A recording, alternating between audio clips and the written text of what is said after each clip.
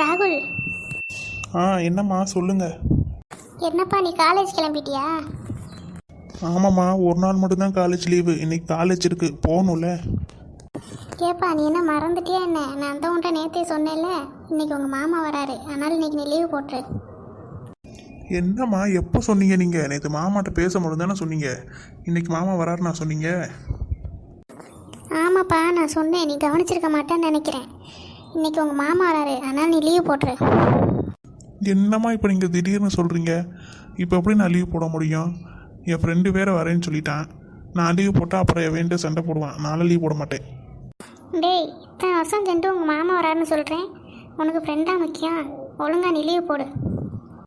நானே இத்தனை வருஷம் சென்று இப்போ தான் என் தம்பியை பார்க்க போகிறேன். அன்றைக்கி நீ வீட்டில் இல்லைன்னா எப்படி? அவன் என்ன நினைப்பான் அவளை பற்றி? ஒழுங்கா வீட்டில் இருந்தால் வீட்டில் இரு. அதெல்லாம் வீட்டில் இருக்க முடியாது. மாமா இன்னைக்கு பூரா நம்ம வீட்டில் தான் இருப்பாங்களா இல்லை போயிடுவாங்களா?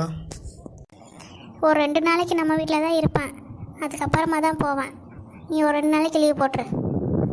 ஏம்மா நான் இன்றைக்கே லீவ் போட மாட்டேன்னு சொல்லிட்டு இருக்கேன், நீங்கள் 2 நாள் லீவ் போடுன்றீங்க. நான் வேணா சாயங்காலம் வந்து அவரை பார்த்துக்கிறேன்.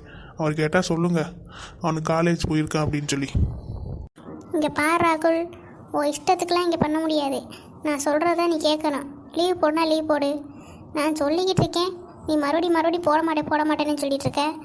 மரியாதை இன்னைக்கு லீவ் போடு. 2 நாளைக்கு சேர்த்து கேளு லீவு. அப்படியெல்லாம் லீவ் போட முடியாதுமா. சும்மா நீங்கள் சொன்ன உடனேலாம் லீவ் போட முடியாது. நான் போய் அங்கே எதுவுமே சொல்லலை, லீவும் கேட்கல. திடீர்னு எப்படி நான் லீவ் போட முடியும்? அப்படிலாம் லீவ் போட முடியாது. இங்கே பாரு, நீ மட்டும் இன்னைக்கு லீவ் போடலைன்னா அவன் நம்மளை பற்றி என்ன நினைப்பான்?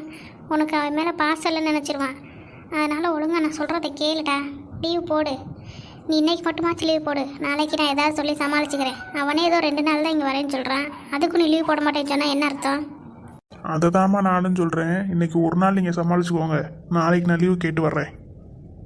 அப்புறம் இன்னொரு விஷயம், மாமா மேலே எனக்கு ஒன்றும் பாசம் இல்லாமலாம் இல்லை, நிறையா பாசம்லாம் இருக்குது. ஆனால் என்னால் திடீர்னுலாம் லீவ் போட முடியாது. உன் ஃப்ரெண்டு இப்போ வருவான்ல, உன்னை கூட்டிகிட்டு போக. நான் அவன்கிட்டே கேட்குறேன், ஏன் திடீர்னு லீவ் போட முடியாது? காலேஜ் தானே படிக்கிற. அதுக்கு மேலே உன்னோட சார் நம்பரை கொடு, நான் அவர்கிட்ட பேசுகிறேன். நான் என்ன குழந்தையா? எதுக்கு எடுத்தாலும் நான் பேசுகிறேன்னு சொல்கிறீங்க. அதெல்லாம் நீங்கள் பேச வேணாம். எதுவாக இருந்தாலும் நான் பார்த்துப்பேன். நான் நாளைக்கு லீவ் போடுறேன். என்ன இன்னைக்கு வீட்டுக்குள்ள நுழையும் போதே இவ்வளோ சவுண்டு கேட்குது, என்னாச்சுன்னு தெரியலையே. டே ராகுல், வாடா போகலாம், நேராச்சு. சரிடா, வா போவோம். நான் சொல்லிக்கிட்டே இருக்கேன் போவோன்னு சொல்கிறேன். தம்பி, இன்றைக்கி அவன் காலேஜ் வரமாட்டான். ஒரு 2 நாளைக்கு அவங்க சார்கிட்ட சொல்லு, அவங்க அம்மா சொன்னாங்க அவங்க வீட்டுக்கு கெஸ்ட் வராங்களா, அதனால் அவன் லீவ் விடு. டேய், அதெல்லாம் நீ எதுவும் சொல்ல வேணாம், வா நம்ம போவோம். டேய், உனக்கும் உங்கள் அம்மாவுக்கு என்னடா பிரச்சனை? அதெல்லாம் ஒன்றும் இல்லைடா, அவங்க லீவ் போட்டாலே போடுன்னு சொல்கிறாங்க. எங்கள் மாமா வராரு, ரொம்ப வருஷம் சென்று அவரை பார்க்க போகிறோம், அதனால தான் அவங்க லீவ் போடுன்னு சொல்லிட்டு இருக்காங்க. அதுவும் 2 நாள் லீவ் போடணுமா? அவங்க எப்போ பார்த்தாலும் இப்படி தான்டா, அந்த நேரத்துக்கு எதனாலும் சொல்கிறாங்க. நேற்று இப்படி தான், வா நம்ம கோயில் போவோம்னு சொல்லி நேற்று இப்படியே நின்ன நிலையில் நின்று என்னை கூட்டிகிட்டு போனாங்க. இன்றைக்கி இப்படி தான் பண்ணுறாங்க. அதனால தான் இன்றைக்கி நான் லீவ் போட மாட்டேன்னு சொல்லியிருக்கேன். டேய், எங்கள் வீட்டிலலாம் என்ன லீவ் போட சொன்னா, அப்படியா சரி ஓகே அப்படின்னு சொல்லி உடனே லீவ் போட்டுருவேன். நீ என்னடா லீவ் போட சொல்கிறதுக்கெலாம் சண்டை போடுற? லீவ் போட சொன்னால் சரின்னு சொல்லி லீவ் போடுறா. உன் பேரை சொல்லி நானும் லீவ் போட்டு போகிறேன். ஏன்டா இப்படி பண்ணுற? நல்லா சொல்லுப்பா தம்பி, அவனுக்கு ஒரு 2 நாள் லீவ் போகிறதுல என்ன ஆயிரப்போதா அவனுக்கு? அப்படி என்ன அங்கே போய் இவன் படிக்கிறான்? அதனால் லீவ் போட முடியாதுன்னா முடியாது. நான் சொல்கிறதே நீங்கள் புரிஞ்சுக்க மாட்டிங்களா? டேய் ஆண்டி, நீங்கள் இருங்க, நான் உனக்கு சொல்லி புரிய வைக்கிறேன். சொல்லி புரிய வைப்பா அவனுக்கு. ரொம்ப நாள் சென்று என் தம்பி வர்றான், இப்போ இல்லைன்னா எப்படி? அவன் என்ன நினைப்பான் எங்களை பற்றி? உனக்கு என்னடா பிரச்சனை? நீ என்ன எனக்கு சொல்லி புரிய வைக்க போகிற? டேய், மரியாதையாக லீவ் போட சொன்னால் லீவ் போட்டு தொலைடா. இதெல்லாம் ஒரு சண்டை போட்டுட்ருக்க. டேய் குமார், நீ வேறு வெறுப்பேத்தாதடா. இன்றைக்கி நான் லீவ் போட்டால் எப்படி நான் காலேஜ்லேருந்து சத்யாவை பார்க்க முடியும்? நீ புரிஞ்சுக்கவே மாட்டியா? நேற்றோ ஏதோ எதிர்ச்சியாக அவளை பார்க்க போகணும்னு நினச்சிட்டு இருந்தேன், ஆனால் அவள் கோயிலுக்கு வந்து அதனால் பார்த்தேன். இன்றைக்கி என்னால் பார்க்கவே முடியாது. அது இன்றைக்கி மட்டும்னாலும் பரவாயில்ல, 2 நாள் லீவ் போடுன்னு சொல்கிறாங்க. அதெல்லாம் என்னால் முடியவே முடியாது. நான் அதனால் அங்கே வருவேன். சாயங்காலத்துக்கு மேலே வந்து உங்கள் தம்பியை பார்த்தா தான் என்னவா? இங்கே பாரு, உனக்கு ஒரு விஷயம் தெரியுமா? சத்யாவே இன்னைக்கு காலேஜ் வரலையா? அப்படியா? இதை தானே நீ முதல் சொல்லியிருக்கணும். ஏன்டா வரலையா? எப்பா மூஞ்சில திருப்ப பாரு. நானே உள்ளே வந்ததும் அதை தான் சொல்லிவிட்டு நீ வர்றியா வரலையான்னு கேட்குறதுக்காக வந்தேன். சார் தான் அதுக்கு முன்னாடியே இங்கே லீவ் போட சண்டை போட்டுட்ருக்கீங்களே, எங்கே என்ன பேச விட்டீங்க? சரி சரி, நீ எதுக்குன்னு காரணத்தை சொல்கிறா. நீ உங்கள் அம்மா கிட்ட சரி நான் லீவ் போடுறேன்னு சொல்லு, அதுக்கப்புறமா காரணத்தை சொல்கிறேன். சரி சரி இரு சொல்கிறேன். சரி அம்மா, நான் யோசிச்சு பார்த்தேன், நான் லீவ் போடுறேன். என்ன இந்த பையன் அவன் சொன்ன உடனே சரின்னு சொல்லிட்டான். இவ்வளோ நேரம் நான் நின்று அந்த கத்திருக்கேன், ஆனால் அவன் சொன்ன உடனே சரின்னு சொல்கிறானே. சரி என்னவோ, எனக்கு இவன் 2 நாள் வீட்டில் இருந்தானா போதும்.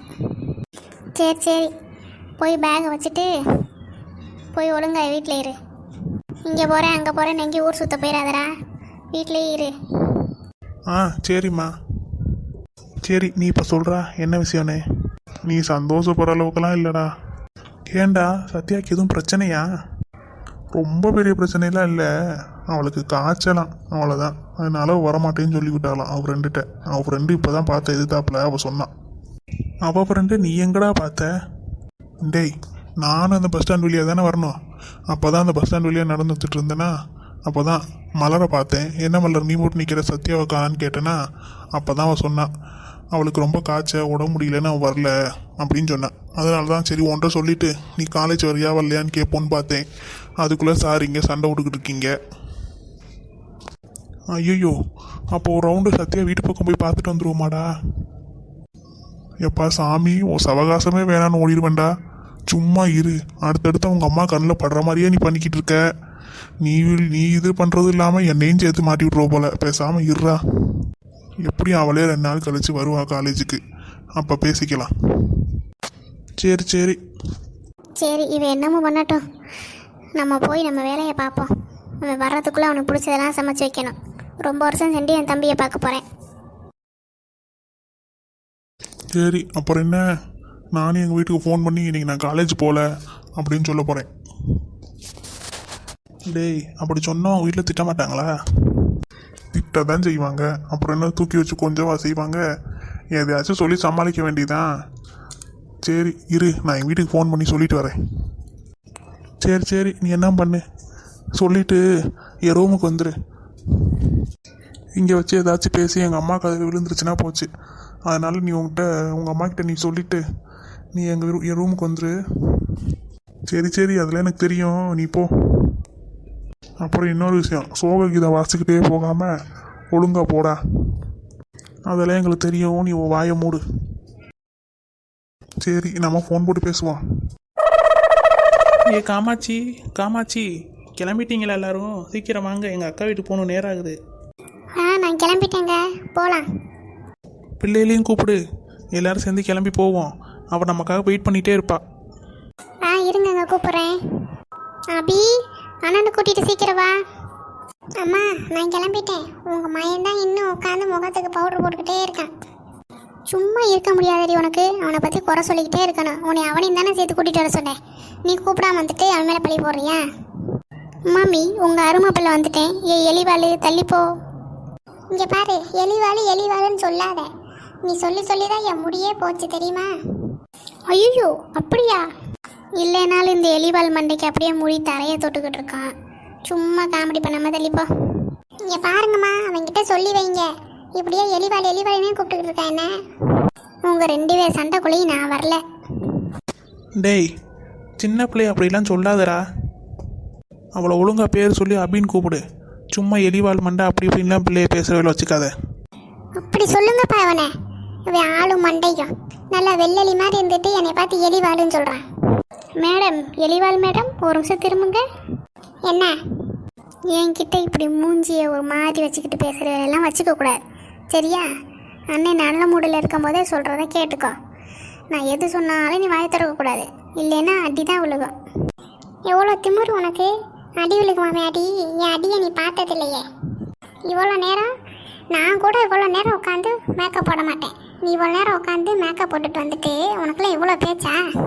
இங்கே பாரு, அழகான பசங்கள்லாம் அப்படி தான் மேக்கப் போடுவாங்க. உனக்கு பொறாம. ஆமாம் பொறாமப்பா. சரி சரி, என்னன்னு சண்டையை நிறுத்துங்க, ரொம்ப நேரம் ஆச்சு. எங்கள் அக்கா வெயிட் பண்ணிகிட்டு இருப்பா, வாங்க போவோம். இவன் கூடலாம் மனுஷன் பேச முடியுமா? ஆமாம், என் கூட மனுஷங்க தான் பேசுவாங்க. உன்ன மாதிரி அபூர்வ பிராணிலாம் பேச முடியாது. திரும்பிக்கோ. 2 பேரும் சண்டையை விடுங்கன்னு சொன்னேன், வாங்க போவோம். காமாட்சி கிளம்பு போவோம். இவங்க 2 பேரும் சண்டையை பார்த்துக்கிட்டு இருந்தால் இன்னைக்குள்ளே நம்ம அங்கே போக முடியாது. வா வா நீ கதவை பூட்டிட்டு வா, நான் அவங்க 2 பேரும் வெளியே கூட்டிகிட்டு போகிறேன்.